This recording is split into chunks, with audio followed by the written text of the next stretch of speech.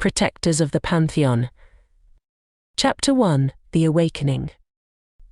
The desolate landscape of Zephyr IV lay beneath the Elysian Shadow as it descended, its twin moons casting long shadows over ancient ruins. Captain Arias Valtor, a figure of stoic determination, led his crew with a silent promise of redemption, seeking the artifacts whispered to hold the power of the ancients. Their destination was a chamber hidden deep within the ruins, where technology and mysticism intertwined. As they activated the dormant AI Zara, the chamber came alive with holographic star maps and alien script, hinting at a civilization that had mastered not just space, but the very essence of reality. The crew's awe was palpable, their breaths held tight as Zara's first words echoed in the ancient hall, "Welcome, seekers of the ancients' legacy." The discovery was monumental, but it was the arrival of the Thracian scouting party that tested the crew's resolve. The Thracians, beings whose skin shimmered with embedded circuits, sought the same ancient power. Their leader, a tall figure named Calum, proposed a temporary truce, recognizing the potential for mutual benefit amidst the ruins' dangers. As they delved deeper, guided by Zara's cryptic clues, they uncovered a device that defied understanding: a gravitational manipulator, hinting at the ancients' ability to weave the fabric of the universe itself. Chapter 2: Shadows of the Ancients. The ancient orbital platform circled Zephyr IV like a silent guardian, its architecture a blend of organic curves and stark, angular lines. The crew, alongside their Thracian companions, explored the facility, uncovering a control room that responded to their very touch. It was Sarah, the lieutenant with a mysterious connection to the ancients, who discovered the heart of the platform: a consciousness projection device. With a hesitant touch, she activated the device, her mind flooding with visions of the ancients, beings of light and energy, stewards of the galaxy's balance. Through Mara's eyes, the crew witnessed the ancients' wisdom, their understanding of life's interconnectedness, and their downfall: a cosmic threat they contained at great cost. The visions also revealed the Eridani Confederation, a coalition of races that once stood against the ancients but shared their fate, lost to time. As the vision faded, Mara was left gasping for breath, her connection to the ancients deeper and more personal. The crew, now silent, contemplated the weight of their discovery. The technology they sought was not just a tool but a testament to the ancients' legacy, a warning and a promise. Calum, moved by the vision, spoke of the Thracians' quest for harmony with technology, a reflection of the ancients' philosophy. The moment of unity was brief, however, as the platform trembled, an alarm echoing through its halls. The chapter ended with the crew rushing to the platform's edge, witnessing a fleet of unknown ships approaching Zephyr IV. The quest for the ancients' technology had awakened interest across the galaxy, and the crew of the Elysian Shadow found themselves at the center of a burgeoning conflict, their discoveries a beacon for forces seen and unseen. Chapter 3: The Therian Gambit. The fleet that approached was not of one race but a coalition, drawn by the reactivation of the ancient platform. Among them were the Thracians and representatives from the Galactic Council, curious and cautious in equal measure. Captain Valtor, recognizing the delicacy of the situation, proposed a summit aboard the Elysian Shadow, leveraging their position as the platform's awakeners. The Thracians, led by Calum, agreed, seeing an opportunity to assert their influence. The summit was a tapestry of alien diplomacy, with delegates from various races, each with their own agendas and fears about the ancient technology. Valtor and Mara, with Zara's insights, presented their discoveries, emphasizing the need for cooperation and caution in exploring the ancients' legacy. The discussions were tense but productive, until an unexpected delegate spoke, a member of the Eridani remnants, thought lost to time. Their warning was stark: the ancients' technology could either unite the galaxy or lead to its undoing, as it had nearly done to theirs. As the summit concluded, a tentative agreement was formed, with the Elysian Shadow at the heart of a new coalition, tasked with uncovering the ancient secrets responsibly. But as the delegates departed, it was clear that not all were satisfied with the outcome, and hidden agendas simmered beneath the surface. Chapter 4: Shadows and Light. As the Elysian Shadow descended into the atmosphere of the mist-enshrouded planet, the crew prepared for what they hoped would be a peaceful exploration. The planet, home to the Solarii, was rumoured to hold a key to understanding the ancients' technology. However, the tranquility of their approach was shattered when an unknown vessel fired upon them, forcing the Elysian Shadow to take evasive action. Battle Station's Captain Valtor barked as alarms blared throughout the ship.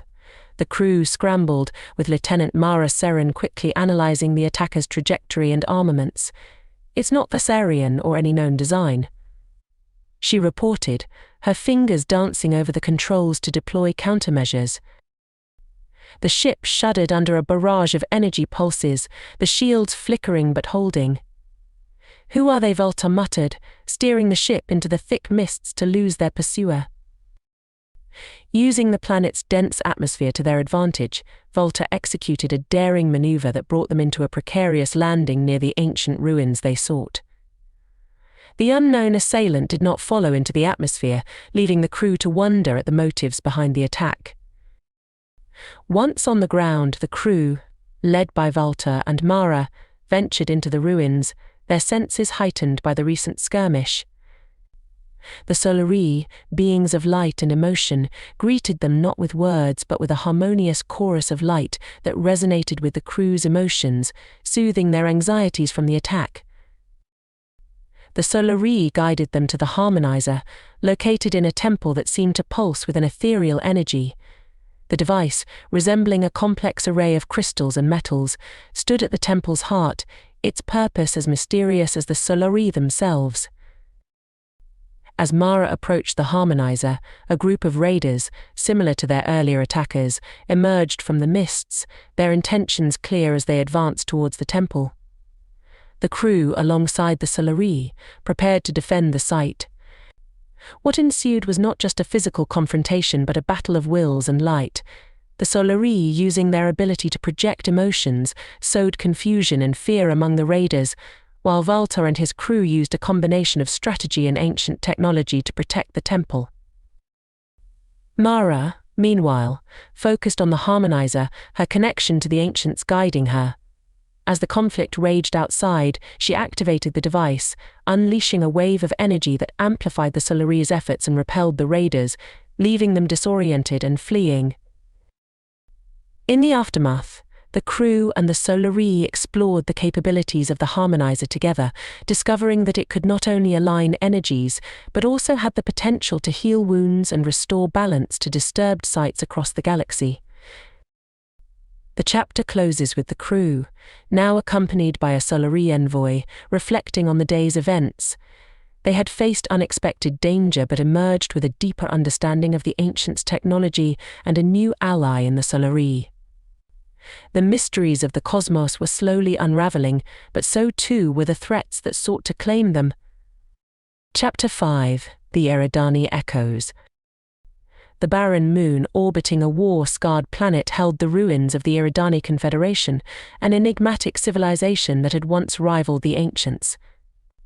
The crew of the Elysian Shadow, still reeling from their encounter on the Solarii planet, approached the ruins with a mix of anticipation and caution. As they navigated the desolate landscape, the remnants of Eridani structures loomed like spectres, their once majestic forms now surrendered to the ravages of time and conflict. The air was thick with the echoes of a civilization lost, and the crew couldn't shake the feeling of being watched. Their objective was a hidden chamber, revealed only by the meticulous study of ancient Eridani texts Zara had decrypted. Finding the entrance, however, proved to be less challenging than anticipated, thanks to Mara's inexplicable pull towards a nondescript segment of rubble. Her hands brushed against the stone, activating a concealed mechanism that revealed the chamber entrance with a hiss of ancient hydraulics.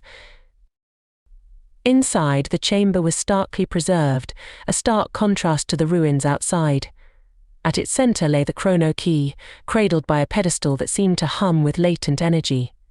The device was deceptively simple in appearance, but its aura of power was undeniable. As Mara reached out to grasp the chrono key, the chamber came alive with holographic projections, casting the crew into the final days of the Eridani. They witnessed the desperation of a people cornered by an unseen cosmic threat, their society fracturing under the weight of impending doom. But the echoes of the past weren't the only things awakened by their presence. The chamber's defenses, dormant until now, perceived the crew as intruders. Automated guardians, remnants of Eridani technology, emerged from hidden alcoves, their weapons charging with a threatening whine. The crew was forced into action, with Captain Valtor and Lieutenant Therian coordinating their defense. Valtor, utilizing a combination of tactical savvy and ancient Eridani weaponry they had earlier discovered, managed to disable the Guardians without causing irreversible damage. Mara, meanwhile, focused on the chrono key, her connection to the ancients guiding her hands. With the Guardians neutralized, the crew turned their attention back to the chrono key. Mara, now holding the device, felt a rush of visions, not just of the past but of potential futures. The chrono key offered glimpses of timelines where the Eridani survived, thrived, or vanished entirely, underscoring the fragile nature of civilization itself. The crew left the chamber with the chrono key and a deeper understanding of the Eridani's plight. They had faced the guardians of the past and emerged with a tool of immense potential, but also with a somber reminder of the consequences of their quest. As the Elysian Shadow set course away from the moon, the crew reflected on the lessons learned. They had not only uncovered a piece of ancient technology, but had also connected with the echoes of a civilization that, like them, had reached for the stars. The journey ahead promised more discoveries, but also more challenges as they continued their quest to unravel the mysteries of the ancients and their cosmic legacy. Chapter 6: The Thracian Web. Returning to Therian space, the Elysian Shadow was met with a mixture of awe and apprehension. Their discoveries had not gone unnoticed, and factions within the Therian Empire saw in the ancient technology an opportunity to advance their own power. The crew was summoned to the Therian capital, a city that was a marvel of biotechnological integration. Here they were drawn into a web of political intrigue, as various factions sought to gain their favor or control their findings. Among the gleaming spires and pulsing energy grids of the capital, Valtor and Mara navigated the complex social hierarchy of the Therians. They encountered scholars fascinated by their tales of the ancients, warriors eager to test the might of the chrono key, and politicians who viewed the crew's mission with suspicion. The tension came to a head when a faction attempted to seize the chrono key, leading to a confrontation that tested the crew's resolve and the fragile alliance they had formed with the Therians. The crisis was averted, not by force, but by diplomacy, as Valtor leveraged their discoveries to broker a new understanding. The chapter closed with the crew departing the Therian capital, the chrono key secure but the knowledge of its power a heavy burden. They had seen firsthand the potential for the ancients' technology to divide, but also the possibility of unity in the face of shared wonder and threat. The path ahead was unclear, but their mission remained to uncover the ancient secrets and ensure they were used for the galaxy's benefit, not its ruin. Chapter 7: The Cosmic Tapestry. Guided by the ancient star maps and the insights gained from their encounters, the Elysian Shadow ventured to an uncharted region of space, where an ancient observatory floated in the silent void. This structure, built by the ancients, promised a view not just of the stars, but of the fabric of the cosmos itself. Upon activating the observatory's main console with the chrono key, the crew was enveloped in a vision of the galaxy as an interconnected tapestry. Each thread represented the life force of a being, a planet, a civilization, woven into the vast expanse of existence. The observatory revealed how the ancients had perceived the universe, not as separate entities competing for power, but as a single entity bound by the flow of cosmic energy. The most profound revelation came when the vision focused on the cosmic threat the ancients had contained. It was not a physical entity but a tear in the tapestry itself, a disruption that threatened to unravel the very fabric of reality. The ancients had sacrificed themselves to mend the tear, but it was a temporary solution, a patch on a fabric that needed constant care. As the vision faded, Mara, deeply moved by the experience, felt a surge of purpose. She understood that their mission was more significant than uncovering technological wonders. It was about maintaining the balance of the cosmos, a task the ancients had left for future generations. The chapter closed with the crew, now custodians of the ancients' legacy, preparing to leave the observatory. They carried with them a new understanding of their place in the universe, ready to face the challenges ahead with a sense of unity and purpose. Chapter 8: Protectors of the Pantheon. The final chapter began with the Elysian Shadow's return to the Galactic Council, where Valtor and his crew presented their findings. They spoke of the ancient technology, the lessons of the ancients, and the cosmic tapestry, advocating for a galaxy-wide initiative to explore and protect the universe's balance. The Council, representing a myriad of races and cultures, was initially divided. Some saw the potential for power in the technology, while others feared it. However, as the crew shared the vision of the cosmic tapestry and the threat that lingered at the edges of reality, a consensus began to form. Inspired by the crew's journey and the wisdom of the ancients, the Council agreed to establish the Protectors of the Pantheon, a coalition dedicated to exploring the mysteries of the universe, safeguarding ancient technology, and maintaining the cosmic balance. Valtor and his crew were appointed as the first guardians, recognized not just for their discoveries but for their wisdom and courage. As the Elysian Shadow set off once again, now under the banner of the Guardians, the crew looked forward to their new role with a sense of responsibility and hope.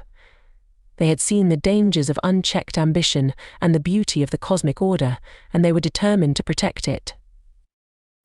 The story concluded with the Elysian Shadow voyaging into the unknown, a beacon of exploration and guardianship in a galaxy that was, once again, filled with wonder and possibility. The legacy of the ancients lived on, not just in the technology they left behind, but in the ideals they inspired, a reminder that the future of the galaxy lay in understanding and preserving the delicate balance of the cosmos. Thank you so much for watching. I hope you loved this story. If you did, be sure to leave a like. Hit the subscribe too if you'd like to continue adventuring with us. We need all the help we can get sharing our stories with the outside world.